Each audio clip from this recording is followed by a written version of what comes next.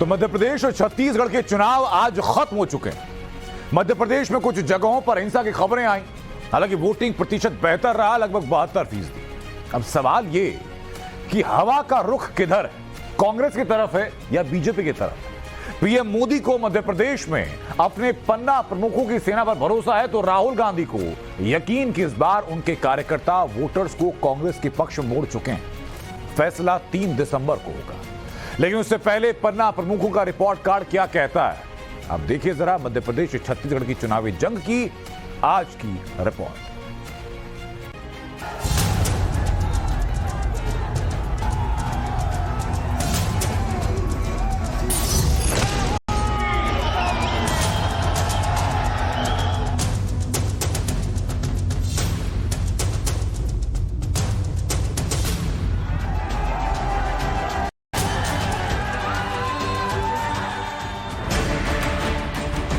मध्य प्रदेश छत्तीसगढ़ में चुनाव संपन्न हो गए। छत्तीसगढ़ में दूसरे और अंतिम चरण की वोटिंग हुई, मध्य प्रदेश में भी चुनाव निपट गया। लेकिन इस बार दोनों ही जगहों पर चुनावों के दौरान हिंसा की खबरें और तस्वीरें आई। मुरैना, भिंड, इंदौर और महू की ये तस्वीरें बताती हैं कि सेमीफाइनल में पारा चढ़ा तो पत्थर, डंडे, तलवारें तक निकल गए। कई इलाकों में हिंसक झड़पें हुई, जो कम से कम मध्य प्रदेश की सियासत की तासीर तो नहीं रही। मौसम के गिरते पारे के बीच चढ़ा चुनावी पारा पूछ रहा है कि सेमीफाइनल में यह हाल है तो फाइनल में क्या बवाल काटोगे। समझना मुश्किल नहीं कि सियासी टक्कर से आगे टकराव तक पहुंच गई। इससे पता चलता है कि सत्ता की बेचैनी चुनावी तापमान कहां जाकर अटकती है। फिलहाल तो हिंसा पर दौर आरोप प्रत्यारोप का चला। कांग्रेस की जो संस्कृति रही है वो हमेशा से इसी प्रकार की रही है कि हमले करवाना, संघर्ष करना, वो मारपीट करवाना, झगड़े टंटे करवा करके उससे लाभ लेकर के और हमेशा जीतना। अब जब कोई और उपाय नहीं बचा, अभी इंदौर 1 में ये झगड़ा फसाद थाने में किया। मैंने अभी कमिश्नर से बात करी है। जो एसपी मुरैना है वो बीजेपी कार्यकर्ता की, मैं रिकॉर्ड में कह रहा हूं, बीजेपी कार्यकर्ता के रूप में काम कर रहा है। मतदान में तनातनी, झड़प और हिंसा की तस्वीरें बताती हैं कि लड़ाई आर पार की मानकर लड़ी जा रही है। और सवाल ये भी है कि क्या ऐसी तस्वीरें 24 के फाइनल को लेकर सतर्क कर रही हैं। मध्य प्रदेश छत्तीसगढ़ के चुनाव जहां मोदी लहर के बने रहने का संकेत देंगे, तो वहीं कांग्रेस के लिए 24 में अपनी दावेदारी दिखाने का जरिया बनेंगे। वैसे चंबल के कुछ हिस्सों और मालवा के कुछ एक इलाके को छोड़ दें तो ज्यादातर जगह वोटिंग शांतिपूर्ण रही। इस बीच बीजेपी और कांग्रेस के कार्यकर्ताओं ने बूथ तक वोटर्स को लाने में पूरा जोर लगा दिया। अब सवाल ये है कि क्या कांग्रेस बीजेपी के पन्ना प्रमुख फॉर्मूले को तोड़ पाएगी? क्या बीजेपी बूथ स्तर पर अपने वोटों के लक्ष्य को हासिल कर पाएगी? और मध्य प्रदेश छत्तीसगढ़ में हर बूथ पर लॉक वोट सत्ता की तस्वीर क्या तय कर चुके हैं? वैसे बीजेपी की जीत को हर बार लॉक करते रहे हैं उसके पन्ना प्रमुख। ये बीजेपी की वो शक्तिशाली फोर्स है जिस पर मोदी शाह को पूरा भरोसा रहा है। पन्ना प्रमुख को हवा का अंदाजा हो जाता है। इसी आधार पर ईवीएम खुलने से पहले जीत हार की सबसे पहली जानकारी पन्ना प्रमुख के पास होती है।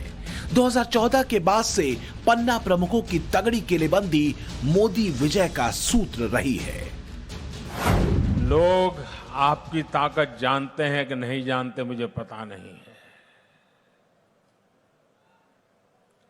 लेकिन मैं भाजपा के हर सिपाही के सामर्थ्य को भली भांति जानता हूं। उस सामर्थ्य को समझता हूं और संकट की हर घड़ी में गुजरात भारतीय जनता पार्टी के छोटे से छोटे सिपाही ने भूतकाल में कैसे कैसे संकट झेले हैं। बीजेपी की जिस शक्ति से कांग्रेस अभी तक पार नहीं पा सकी है, वो शक्ति पन्ना प्रमुखों की है।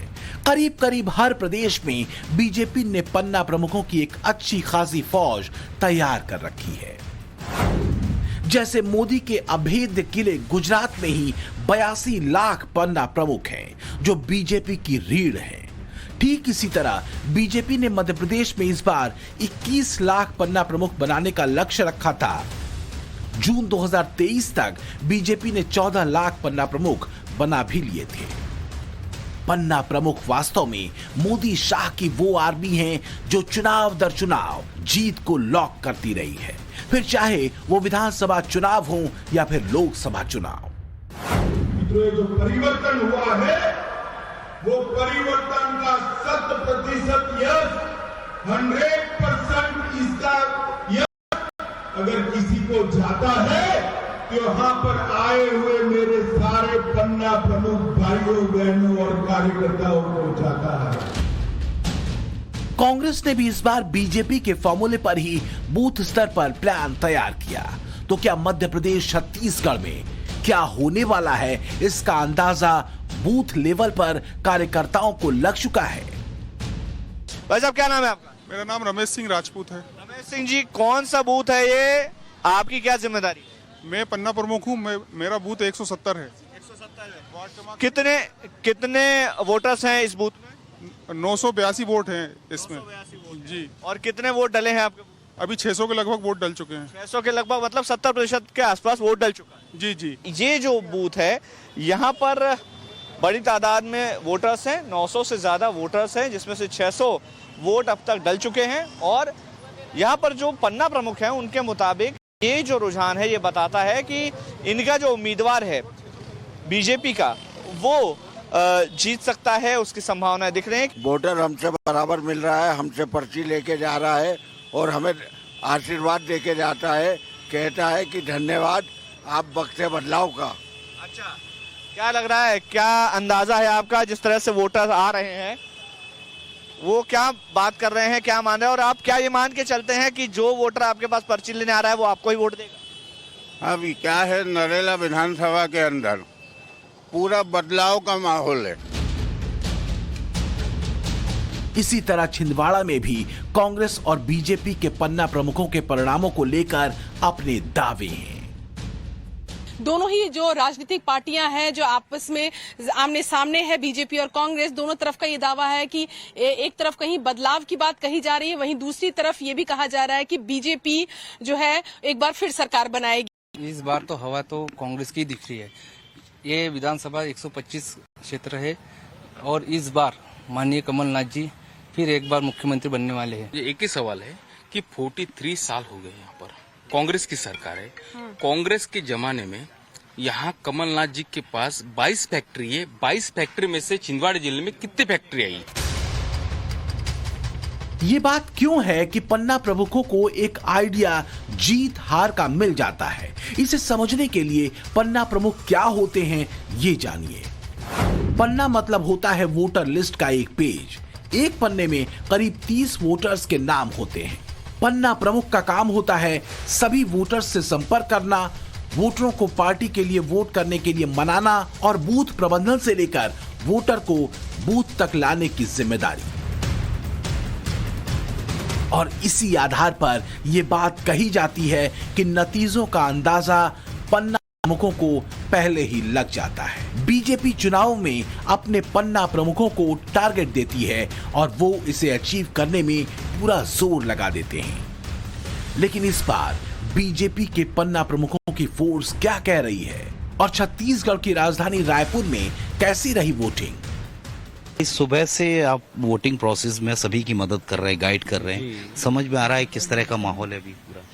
जी, अभी तो वोटिंग अच्छा हो रहा है और बहुत परसेंट जाने की है। मोटा मोटा कितना परसेंट अभी तक हो गया?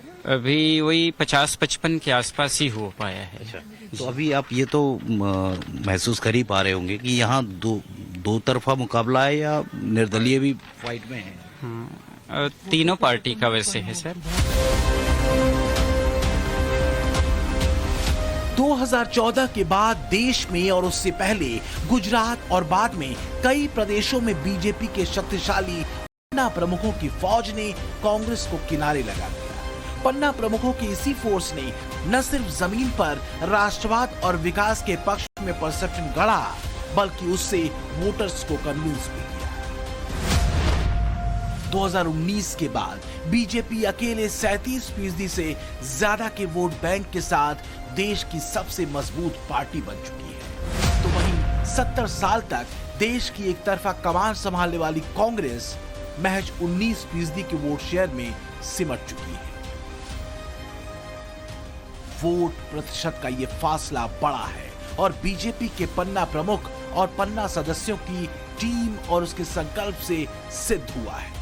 तो क्या मध्य प्रदेश में पन्ना प्रमुखों की टीम बीजेपी के लिए विजयी नंबर ईवीएम में लॉक करवा चुकी है? अब इससे आप समझ जाओ कि वो हार रहे हैं, उनने हार मान ली है। वैसे तो 8 दिन पहले ही दिग्विजय सिंह ने ईवीएम पे उंगली उठा दी थी। जब ये हारते हैं तो ईवीएम पर इनकी उंगली उठने लगती है। जब हारते हैं तब ये धन का, बल का, सब 4 दिन पहले तक तो कह रहे थे कि हम ही जीत रहे हैं।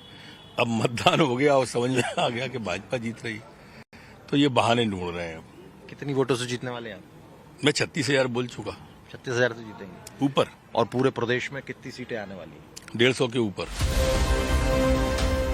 मध्य प्रदेश में करीब 72% वोटिंग हुई तो छत्तीसगढ़ में यह आंकड़ा 68% का रहा। तो इशारा क्या है? क्या तलवारबाजी या फिर डंडे चलने की तस्वीरें जीत हार की खींच का संकेत है? जिन चुनावों को 24 का सेमीफाइनल माना जा रहा है, वहां पोलिंग के बाद पन्ना प्रमुख क्या गणित देख रहे हैं और क्या कह रही है मध्य प्रदेश की जनता? चुरूला, करारी, रावतपुरा, चितमा, डगरई, लराइटा 800 से आ रहे थे, हम 100 से जीतेंगे। 70 साल कांग्रेस की सरकार रही, मुस्लिमों के लिए एक हज हाउस नहीं था पूरे मध्य प्रदेश में।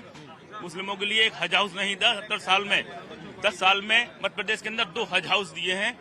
हज के लिए डायरेक्ट फ्लाइटें दी है मध्य प्रदेश से। आपको क्या लगता है? अच्छे काम किए हैं। क्या दादा ही आई और क्या? दादा ही आएंगे। वोट डाला आपने? वोट डाला। आपका नाम? जावेद खान। आकाश भाई, आपने वोट डाला? हाँ डाला। दिखाइए। ये देखिए, आकाश भाई ने वोट डाला। आकाश भाई, आपने किस मुद्दे पर वोट डाला? विकास को वोट दिया है। विकास को वोट दिया। जो भी विकास करेगा उसको वोट जाएगा। आकाश भाई। आप? जी संदीप बुंदेला। आपने ही वोट डाला? जी संदीप बुंदेला जी ने भी वोट डाला। आपका वोट किस मुद्दे पर? विकास पे। आपने? राजीव चौहान। किस मुद्दे पर? युवा है, रोजगार और शिक्षा पे वोट डाल। आपको लगता है रोजगार दे रही है रोजगार अभी तो पर्याप्त नहीं मिला है। वैकेंसी आती है लेकिन रोजगार उपलब्ध नहीं हो पाता है। डिग्रियां मिल रही हैं लेकिन रोजगार तो नहीं है। पन्ना प्रमुख की शक्ति क्या होती है, इसका अंदाजा बीजेपी के गुजरात की परफॉर्मेंस से लगा सकते हैं। बीजेपी ने गुजरात में 2007, 2012, 2017 और 2022 के चुनावों में जीत अपने पन्ना प्रमुख के दांव से ही हासिल की। आगे भी पार्टी ने इस सफल फार्मूले का इस्तेमाल आम चुनावों के साथ ही दूसरे राज्यों के चुनाव में किया था। मध्य प्रदेश में भी गुजरात की ही तर्ज पर बीजेपी ने फार्मूला सेट किया था। इसे ही बीजेपी की चुनावों को लेकर माइक्रो लेवल की तैयारी कहा जाता है, जिसके आगे फिलहाल कांग्रेस समेत दूसरी पार्टियां कमजोर दिखती हैं। हालांकि हिंसा की तस्वीरों ने कई जगहों पर चुनावों को प्रभावित करने की कोशिश की, लेकिन फिर भी मतदान मध्य प्रदेश और छत्तीसगढ़ में बेहतर रहा। मध्य प्रदेश छत्तीसगढ़ में अब चुनावी शोर और तापमान दोनों नीचे गिरेगा, लेकिन परिणामों पर कयास जरूर लगते रहेंगे। 3 दिसंबर तक फिलहाल यही चलेगा।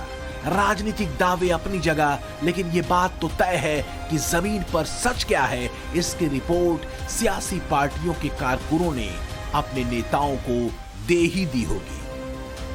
Bureau report, times now, Navbharat.